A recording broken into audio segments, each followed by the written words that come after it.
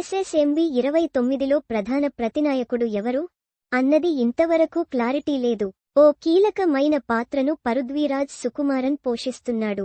అది ప్రతి నాయకుడి పాత్ర అని ప్రచారంలో ఉంది. కానీ మహేష్ సినిమాలో అతడే ప్రధాన విలన్ అని నిర్ధారించడానికి లేదు. ఎందుకంటే రాజమౌళి విలన్ పాత్రలను డిఫరెంట్గా డిజైన్ చేస్తుంటాడు. ఎలాంటి ఇమేజ్ లేని నటుల్ని తీసుకొచ్చి హైప్ క్రియేట్ చేయడం అన్నది అతడి ప్రత్యేకత. అయితే ఎస్ఎస్ఎంబి 29 గ్లోబల్ రీచ్ ఉన్న కంటెంట్ కావడంతో విలన్ విషయంలో ఏకంగా ఓ నల్ల జాతీయుడిని రంగంలోకి దించుతున్నట్లు ఇప్పటికే బలమైన ప్రచారం ఉంది.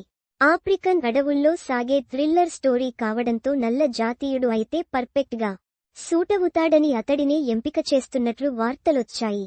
తాజాగా ఆ ప్రచారాన్ని బలపరుస్తూ ఇప్పుడేకంగా ఓ నల్ల విలన్ తెరపైకి వచ్చాడు.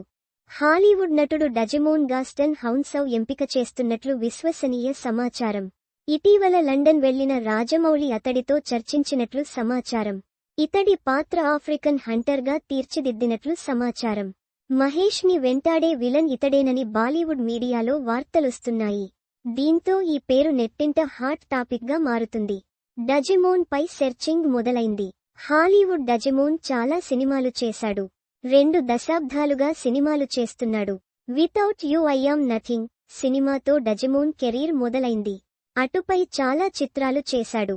Gladiator, 4 pass of pure, rebel moon లాంటి ప్రతిష్టాత్మక చిత్రాల్లోనూ నటించాడు. నటుడిగా అతడికంటూ ప్రత్యేకమైన ఇమేజ్ ఉంది. ప్రస్తుతం Hollywood the moon star, the జీనోట్ చిత్రాల్లో నటిస్తున్నాడు.